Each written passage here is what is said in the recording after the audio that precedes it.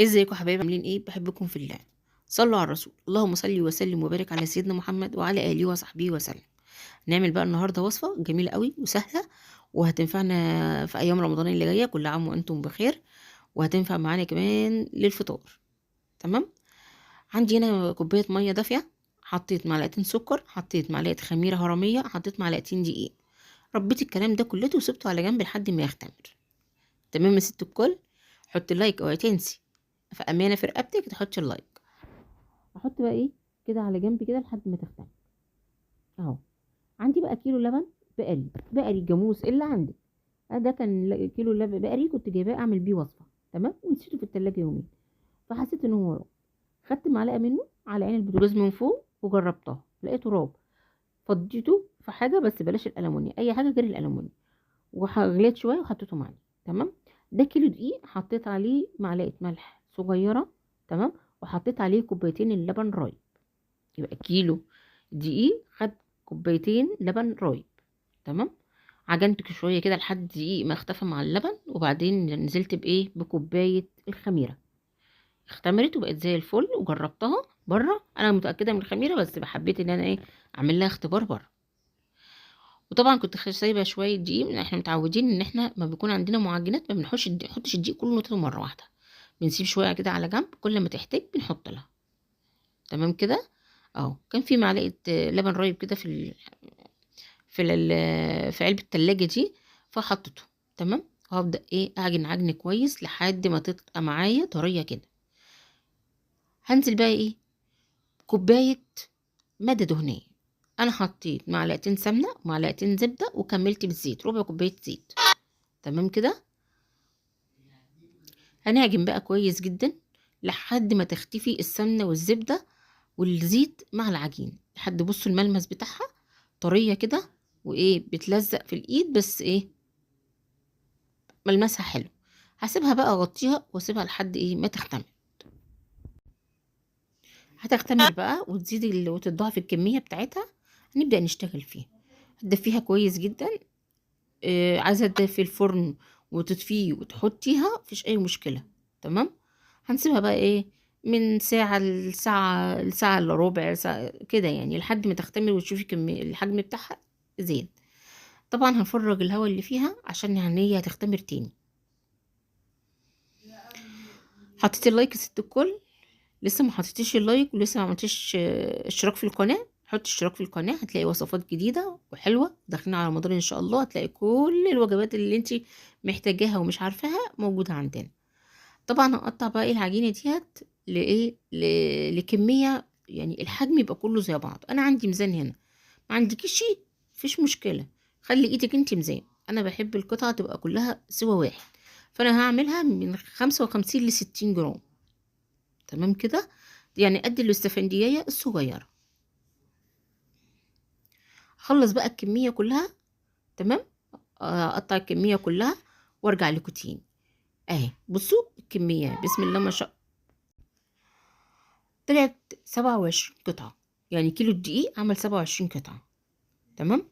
ما بتاخدي بقى العجينة مش بتحطيها على نفس بقلبها على وشها، بطبق على وشها. عندي دي جبنة دومتي، حطيت عليها حتة جبنة قديمة وقلبتها في بعضها كويس جدا، هرسها في بعضها كويس جدا، وبدأت احشي بيها. المعجنات دي جميلة جدا جدا جدا. يعني انت لو عايزة تسحري بحاجة خفيفة ومش محتاجة ان انت تاكلي اكل كده، قرصتين مع كوباية الشاي باللبن، مية مية. تمام. اه هعملها كده، هقفلها كده وهسيبها. مش هبططها دلوقتي، انا هسيبها ترتاح كمان مرة، وبعدين ابدأ افردها. اهو معلقة كده جبنة قديمة ديت على جبنة دومتي، عايزة جبنة قريش على جبنة حادقة، مفيش اي مشكلة. اي جبنة، اي حشوة بقى انت عايزة تحطيها في قلبها ممكن تحطيها. بس انا عاملاها دي بالجبن عشان ايه مع فطار مع سحور هتبقى حلو. وهعمل منها كمان فاضية. القرص دي في الفرن عاملة 8 جنيه. انا عملت ايه يعني التكلفة كلها كانت كام؟ كيلو دي قولي 20 جنيه، خدت كمان كوباية دهون ب10 جنيه ولا ب20 جنيه، ادي 40. كل الحكاية 50 جنيه. 50 جنيه شوفي 27 قطعة. القطعة الواحدة ب8 جنيه. شوفي هتعمل معاكي كام، يعني هتعمل فوق ال100 جنيه. احنا وفرنا، ولا 150 جنيه، احنا وفرنا 100 جنيه. تمام. سبتها بقى لما ارتاحت خالص وبدأت ايه افردها. هفردها بقى كده واسيبها تختمر تاني. دي تالت مرة الاختمار. يعني انا خمرتها على بعضها، خمرتها بعد ما حشيتها وخمرتها تاني بعد ما فردتها. تمام كده. انا هعمل نص الكمية محشية ونص الكمية سادة، عشان اللي عايز يجمسها بالشاي ولا حاجة. اه. هسيب بقى كده ايه اللي يختمر، واحس ان خلاص الحجم بتاعها تضاعف، ببدأ بقى اولع الفرن بتاعي وابدأ اخبز. احنا بنحاول نشوف الحاجة اللي عيالنا بتحبها وبتجيبها دايما من بره، بنحاول نعملها في البيت عشان نوفر في التكلفة ونوفر في المصروف، ونعمل حاجة احنا ضامنينها وحاجة نضيفة شايفينها عاملينها بايدينا. الفاضية اهي بقى ببدأ افردها وارجع لمها تاني في قلبها، عشان تعمل ايه يبقى فيها قلب كده، وفيها اللبابة من جوه تبقى ايه طرية وحلوة. اه. بفردها شوية وارجع ايه ألمها. سبتها برضو لما ارتاحت شوية وبدأت ايه افردها بالفرادة. اهو. حاجة سهلة وبسيطة، بس بتوفر معانا كتير قوي. انت هتتعبي شوية مع انها مش تعب ولا حاجة، والله هي كلها حاجات بسيطة يعني. بس الحمد لله ربنا بيبارك فيها، وعيالنا بتحبها، وتبقي ضامنة انت بتأكلي عيالك ايه. مم.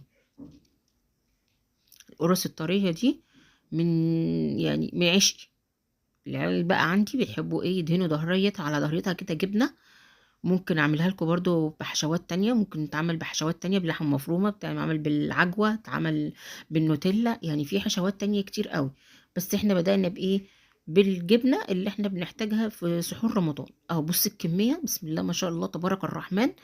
بكيلو دقيق عمل معايا كمية كويسة جدا. تعالوا بقى بصوا الجمال بقى، بصوا الحلاوة دي. عشان تروحي بقى تجيبي الشوية دول من الفرن شوفي هيعملوا معاكي كام. وكمان مش بالنظافة دي. بصوا الطراوة، بصوا الطراوة دي المحشية، بصوا الطراوة، بصوا القلب بتاعها حاجة كده جميلة. وادي السادة اهي، بصوا السادة جميلة برضو. انا ما حبيتش اتخنها قوي عشان ما تبقاش عاملة زي العيش الفينو او العيش الكايزر. بصوا يا ولاد، بصوا الجمال. بصي يا ست الكل، بصي حاجة كده، بصي دي اللي فيها الجبنة القديمة. بصوا محشية الجبنة حاجة كده تحفة. ولا الريحة بقى. طبعا في الشتاء ده احنا بنحب كل يوم نعمل حاجة عشان نولع الفرن نتدفى بيه. كوباية شاي بقى كده ماشي مع او شاي بلبن مع قرصة، انسي الدنيا وما فيها. حاجة خفيفة على المعدة مش هتتعبك في السحور. عايزة تغمسي بيها بقى تغمسي بيها جبن. تمام. متنسينيش بقى حطي لايك وتعملي اشتراك في القناة، تكتبي لي كومنت حلو تصلي على الرسول. اللهم صل وسلم وبارك على سيدنا محمد وعلى آله وصحبه وسلم.